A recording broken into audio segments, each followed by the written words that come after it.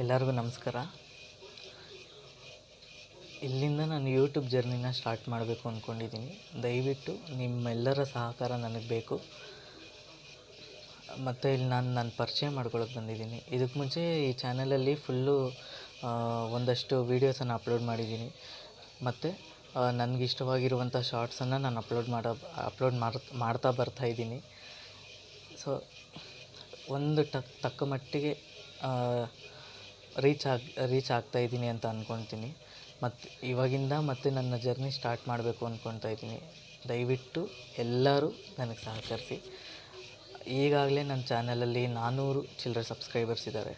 So ಎಲ್ಲರೂ ಇನ್ನಷ್ಟು ಚೆನ್ನಾಗಿ ಬೆಳಿಬೇಕು ಅಂತ ಆಶೀರ್ವಾದ ಮಾಡಿ. ನಾನು ಯೂಟ್ಯೂಬ್ ಜರ್ನಿ ಸ್ಟಾರ್ಟ್ ಮಾಡ್ತಾ ಇರೋದಕ್ಕೆ ಕಾರಣ ಒಂದೇ. ಎಲ್ಲೇ ಹುಡುಕಿದ್ರೂ ಕೆಲಸ ಸಿಗದೇ ಇರೋ ಕಾರಣ ನಾನು ಯೂಟ್ಯೂಬನ್ನು ಸ್ಟಾರ್ಟ್ ಮಾಡ್ತಾಯಿದ್ದೀನಿ. ನಾನು ಓದಿರೋದು SLC ಮಾತ್ರ. ಸೊ SLCಗೆ ಇನ್ಯಾವ ಮಟ್ಟದಲ್ಲಿ ಕೆಲಸ ಕೊಡ್ತಾರೆ? ಈಗ ಎಷ್ಟೋ ಡಿಗ್ರಿ ಓದಿರೋರಿಗೆ ಕೆಲಸಗಳಿಲ್ಲ. ಇನ್ನು SLC ಓದಿರೋರಿಗೆ ಎಲ್ಲಿ ಸಿಗುತ್ತೆ ಕೆಲಸ? ಮತ್ತು ನನಗೆ ಸಿಗೋ ಕೆಲಸಗಳೆಲ್ಲ ನನಗೆ ಮಾಡೋವಂಥದ್ದೆಲ್ಲ. ಸೊ ನನಗೆಲ್ಲೇ ಹೋದರೂ ಯಾವುದೇ ಕೆಲಸ ಮಾಡಬೇಕು ಅಂದರೂ ಅದು ನನಗೆ ಫೀಲ್ ಆಗೋಲ್ಲ. ಇದು ನಮ್ಮದಲ್ಲ, ಏನೋ ಒಂದು ಬೇರೆ ಭಾವನೆ. ಆ ಫ್ಯಾಕ್ಟ್ರಿ ಒಳಗಡೆ ಆಗಲಿ ಮತ್ತು ಬೇರೆ ಕೆಲಸದಲ್ಲಾಗಲಿ ಹೋದರೆ ಏನೋ ಒಂಥರ ಫೀಲಿಂಗ್, ನಮಗಲ್ವೇನೋ ಕೆಲಸ ಅನಿಸುತ್ತೆ. ಸೊ ಆ ಥರ ಕೆಲಸ, ಸಂಬಳಗಳು ಅಷ್ಟಕ್ಕಷ್ಟೇ. ಸೊ ಆದ್ದರಿಂದ ಯೂಟ್ಯೂಬನ್ನು ಸ್ಟಾರ್ಟ್ ಮಾಡಬೇಕು ಅಂತ ಅಂದ್ಕೊಂಡಿದ್ದೀನಿ. ಮುಂಚೆಯಿಂದನೂ ಯೂಟ್ಯೂಬ್ ಸ್ಟಾರ್ಟ್ ಮಾಡಬೇಕು ಅಂತಲೇ ಇತ್ತು. ವ್ಲಾಗ್ ಮಾಡ್ಕೊಂಡಿರೋಣ ಅನ್ನೋದೇ ಇತ್ತು. ಆದರೆ ಸ್ವಲ್ಪ ಪರಿಸ್ಥಿತಿ ಸರಿ ಇಲ್ಲದೆ ನಾನು ವೀಡಿಯೋಸ್ ಮಾಡೋಕ್ಕೆ ಆಗ್ತಾ ಇರಲಿಲ್ಲ.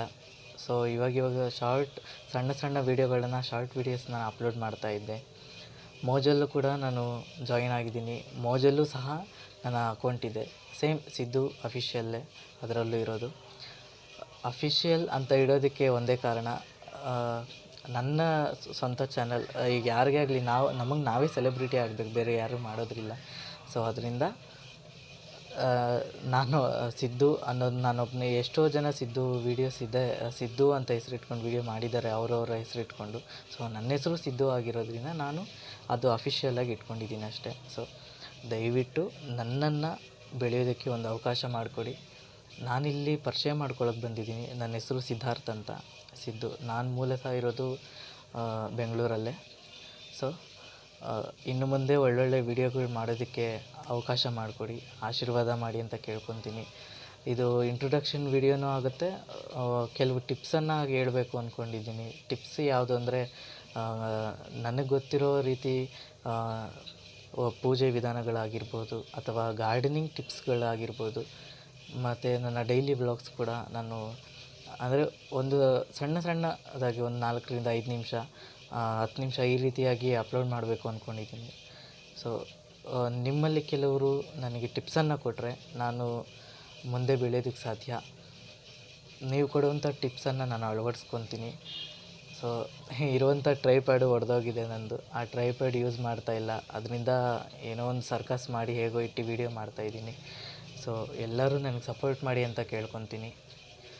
ಸೊ ಈಗಾಗಲೇ ನಾನು ಇದ್ರ ಹಿಂದೆ ಒಂದು ಶಾರ್ಟ್ ಅಪ್ಲೋಡ್ ಮಾಡಿದ್ದೆ. ಕಳಶದ ಒಳಗಡೆ ಏನೇನು ಹಾಕಬೇಕು ಅನ್ನೋದನ್ನು ನಾನು ಹೇಳಿದ್ದೆ.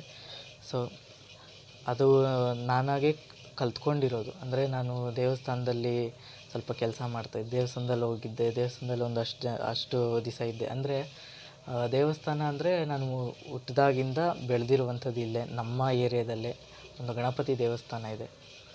ಅಲ್ಲಿ ಅಷ್ಟು ವರ್ಷ ಅಲ್ಲೇ ಹೋಗ್ತಾಯಿದ್ದೆ, ಬರ್ತಾಯಿದ್ದೆ. ಹಾಗೆ ಪೂಜಾರಿಗಳು ಮಾಡೋದೆಲ್ಲ ನೋಡ್ತಾಯಿದ್ದೆ ಮತ್ತು ತಿಳ್ಕೊತಾ ಇದ್ದೆ. ಮತ್ತು ನನಗೆ ತುಂಬ ಅದ್ರ ಮೇಲೆ ತುಂಬ ಆಸಕ್ತಿ ಇತ್ತು, ದೇವ್ರ ಪೂಜೆಗಳು ಮಾಡಬೇಕು ಅನ್ನೋದು.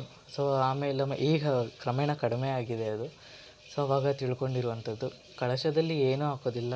ಮೇಯ್ನ್ ಪಾರ್ಟ್, ಈಗ ವರಮಹಾಲಕ್ಷ್ಮಿ ಕಳಶ ಹೇಗೆ ಕೂರಿಸ್ತೀವಿ ಅಂದರೆ ಸೇಮ್ ಇದೇ ರೀತಿ ಗಂಗೆ ತುಂಬಿಸ್ತೀವಿ, ನೀರು ತುಂಬಿಸಿ ಅರಿಶಿಣ ಕುಂಕುಮ ಹಾಕ್ತೀವಿ. ಕಾಯಿನ್ ಬೆಳ್ಳಿದಾದರೂ ಸರಿ, ಹಿತ್ತಾಳೆದಾದರೂ ಸರಿ, ಅಥವಾ ಚಿನ್ನದಿದ್ದರೂ ನಿಮ್ಮ ಶಕ್ತಿ ಅನುಸಾರ ಹಾಕ್ಕೊಳ್ಳಿ, ಅದೇನು ಇದಿಲ್ಲ. ಆದರೆ ಎಲ್ಲರಿಗೂ ಸಿಗುವಂಥದ್ದು ಗೋಲ್ಡ್ ಕಾಯಿನ್ ಇರುತ್ತಲ್ಲ ಅದೊಂದು ಹಾಕಿ. ಗೋಲ್ಡ್ ಕಾಯಿನ್ ಅಂದರೆ 5 ರೂಪಾಯಿದು ಪಂಚಲೋಹ ಕಾಯಿನ್ ಬಂದಿದೆ, ಅದನ್ನು ಹಾಕಿ. ಸೊ ಅದು ಹಾಕಿದ್ಮೇಲೆ ನಿಂಬೆಹಣ್ಣು ಹಾಕಿದ್ರೆ ಹಾಕಿ, ಬಿಟ್ಟರೆ ಬಿಡಿ, ಅದು ಆಪ್ಷನಲ್ಲು. ನಾನು ಹಾಕ್ತೀನಿ, ಯಾಕಂದರೆ ನನಗಲ್ಲಿ ಹೇಳ್ಕೊಟ್ಟಿದ್ದು ಅಥವಾ ನಾನು ಕಲ್ತ್ಕೊಂಡಿದ್ದು ಹಾಗೆ. ಸೊ ಅದನ್ನು ಹಾಕಿ. ಸೊ ಇನ್ನೂ ಜಾಸ್ತಿ ಇದ್ರ ಬಗ್ಗೆ, ಪೂಜಾ ವಿಧಾನಗಳ ಬಗ್ಗೆ ನಾನು ಜಾಸ್ತಿ ಮಾತಾಡೋಕ್ಕೆ ಹೋಗಲ್ಲ. ಯಾಕಂದರೆ ಈಗಾಗಲೇ ಎಷ್ಟೋ ಯೂಟ್ಯೂಬ್ ಚಾನಲ್ಗಳಿದೆ, ಪೂಜೆ ವಿಧಾನಗಳು ಅದ್ರ ಬಗ್ಗೆ ಹೇಳ್ಕೊಡೋರೆ ಎಷ್ಟೋ ಜನ ಇದ್ದಾರೆ. ಸೊ ಆಮೇಲೆ ಅವರೂ ಬರ್ತಾರೆ, ನಾವು ಹೇಳೋದೇ ಬೇರೆ, ನೀನು ಹೇಳ್ತಿರೋದೇ ಬೇರೆ, ಏನೇನೋ ಕಾಂಟ್ರವರ್ಸಿಗಳಾಗತ್ತೆ. ಸೊ ಅದರಿಂದ ಬೇಡ, ಅಷ್ಟೆಲ್ಲ ನಾನು ಹೇಳೋದಿಲ್ಲ. ಆ ಶಾರ್ಟ್ ನೀವು ನೋಡಿ, ಅದರಲ್ಲಿ ನಾನು ಹೇಳಿದ್ದೀನಿ. ಅದು ಯಾರಾದರೂ ಇಷ್ಟ ಇದ್ದರೆ ದಯವಿಟ್ಟು ನೀವು ಆ ರೀತಿ ಪಾಲಿಸ್ಬಹುದು. ಸೊ ಇಲ್ಲಾಂದರೆ ಸ್ಕಿಪ್ ಮಾಡಿ ಅಷ್ಟೇ, ಬಲವಂತ ಏನಿಲ್ಲ. ಆದರೆ ನಾನೊಂದು ಒಳ್ಳೆ ಕಂಟೆಂಟ್ ಕೊಡಬೇಕು ಅಂತಿದೆ. ಸೊ ಅದನ್ನೊಂದು ಕಂಟೆಂಟಾಗಿ ಯೂಸ್ ಮಾಡಿಕೊಂಡೆ ಒಂದು ಶಾರ್ಟ್ ವೀಡಿಯೋಗೆ. ಸೊ ಅದು ಚೆನ್ನಾಗಿ ಓಡ್ತಾ ಇದೆ. ನಿಮ್ಮೆಲ್ಲರ ಪ್ರೋತ್ಸಾಹ ಹೀಗೆ ಇದ್ದರೆ ನಾನು ಇನ್ನೂ ಸ್ವಲ್ಪ ಬೆಳೀಲಿಕ್ಕೆ ಅವಕಾಶ ಆಗುತ್ತೆ. ಸೊ ಇನ್ನೊಂದೇನೆಂದರೆ ಗಾರ್ಡನಿಂಗ್ ಟಿಪ್ಸ್ ಬಗ್ಗೆ ನಾನು ಹೇಳಬೇಕು ಅಂತಿದೆ. ಗಾರ್ಡನಿಂಗ್ ಅದು ಬೇರೆ ವಿಡಿಯೋ ನಾನು ಮಾಡ್ತೀನಿ. ಸದ್ಯಕ್ಕೆ ಗಾರ್ಡನಿಂಗ್ ಬಗ್ಗೆ ಅದರಲ್ಲಿ ನಾನು ಏನೇನು ಹೇಳ್ತೀನಿ ಅನ್ನೋದನ್ನ ನಾನು ಹೇಳ್ತೀನಿ. ಪಾಟಿಂಗ್ ಮಿಕ್ಸ್ ಬಗ್ಗೆ ಹೇಳ್ತೀನಿ. ಮತ್ತು ಅದು ಲೈಟ್ ವೆಯ್ಟ್, ನಾವು ಟೆರೆಸ್ ಗಾರ್ಡನಿಂಗ್ ಮಾಡೋಕ್ಕೆ ಮುಂಚೆ ಲೈಟ್ ವೆಯ್ಟಾಗಿ ಮಾಡಬೇಕು ಅನ್ನೋದನ್ನ ಯೋಚನೆ ಮಾಡ್ಕೊಳ್ಬೇಕು. ಆ ಲೈಟ್ ವೆಯ್ಟ್ ಹೇಗೆ ಮಾಡೋದು ಅನ್ನೋದು ಸಹ ನಾನು ಅದರಲ್ಲಿ ಹೇಳ್ತೀನಿ. ಕಂಪೋಸ್ಟಿಂಗ್ ವಿಧಾನಗಳ ಬಗ್ಗೆ ಹೇಳ್ತೀನಿ. ಸೊ ಸೀಡ್ಸ್ ಯಾವ ಸೀಡ್ಸನ್ನು ನಾವು ಹಾಕ್ಕೊಂಡ್ರೆ ಒಳ್ಳೆಯದು ಅನ್ನೋದನ್ನು ಹೇಳ್ತೀನಿ. ಸೊ ನನಗೆ ಗೊತ್ತಿರೋದನ್ನು ನಿಮಗೆ ತಿಳಿಸ್ಬೇಕು ಅನ್ನೋದಷ್ಟೇ ನನ್ನ ಉದ್ದೇಶ ಆಗಿರುತ್ತೆ. ಸೊ ದಯವಿಟ್ಟು ಇದು ನನ್ನ ಇಂಟ್ರೊಡಕ್ಷನ್ ವಿಡಿಯೋ. ಇದಕ್ಕೆ ಮೇಲೆ ಇನ್ನೂ ಸ್ವಲ್ಪ ಬೆಳೀಲಿಕ್ಕೆ ಅವಕಾಶ ಮಾಡಿಕೊಡಿ. ನಾನು ಯಾಕಂದರೆ ಕೆಲಸಕ್ಕೋಸ್ಕರ ಅಲ್ಲಿ ಇಲ್ಲಿ ಸುತ್ತದೆ ಅಲ್ಲದೆ, ಸೊ ಅದು ನನಗೆ ಎಲ್ಲೂ ಸಿಗದೇ ಇರೋ ಕಾರಣ ಇದೊಂದು ಒಳ್ಳೆಯ ಪ್ಲ್ಯಾಟ್ಫಾರ್ಮ್, ಯೂಸ್ ಮಾಡ್ಕೊಳ್ಳೋಣ ಅನ್ನೋದಷ್ಟೇ, ದುರುಪಯೋಗ ಅಂತೂ ಅಲ್ಲ. ಸೊ ನೀವೆಲ್ಲ ಸಪೋರ್ಟ್ ಮಾಡಿದ್ರೆ ನಾನಿನ್ನೂ ಮುಂದೆ ಬರಲಿಕ್ಕೆ ಅವಕಾಶ ಆಗುತ್ತೆ. 400 ಜನ ಇದ್ದೀರಾ. ಸೊ 1,000 ಜನ ಸಬ್ಸ್ಕ್ರೈಬರ್ಸ್ ಆಗಿ ನನಗೂ ಕೂಡ ವಾಚಿಂಗ್ ಅವರೆಲ್ಲ ಕಂಪ್ಲೀಟ್ ಆಗಬೇಕು. ಸೊ ಅದರಿಂದ ಇನ್ನು ಮುಂದೆ ಸ್ವಲ್ಪ ಕಷ್ಟಪಡೋಣ ಇದರಲ್ಲಿ ಅನ್ನೋದು ನನ್ನ ಒಂದು ಆಸೆ. ಸೊ ಇದರಿಂದ ಕಷ್ಟಪಟ್ಕೊಂಡು ಮುಂದಕ್ಕೆ ಇದು ಯಾವುದೇ ಎಡಿಟ್ ಮಾಡೋದಿಲ್ಲ, ಹೇಗಿದೆಯೋ ಹಾಗೆ ಅಪ್ಲೋಡ್ ಮಾಡ್ತೀನಿ. ನೆಕ್ಸ್ಟ್ ವೀಡಿಯೋ ಮಾಡ್ತೀನಲ್ಲ, ಅದು ಎಡಿಟಿಂಗಿಂದ ಮಾಡಿ ಹಾಕ್ತೀನಿ. ಇನ್ನು ಸ್ವಲ್ಪ ಫಿಲ್ಟ್ರನ್ನ ಹಾಕ್ತೀನಿ ಅಷ್ಟೇ. ಸೊ ಅದು ಬಿಟ್ಟರೆ ಬೇರೆ ಇನ್ನೇನೂ ಇಲ್ಲ. ಸೊ ನೀವೆಲ್ಲರೂ ನನಗೆ ಹರಸಿ ಹಾರೈಸಿ ಅಂತ ಕೇಳ್ಕೊತೀನಿ. Thank you.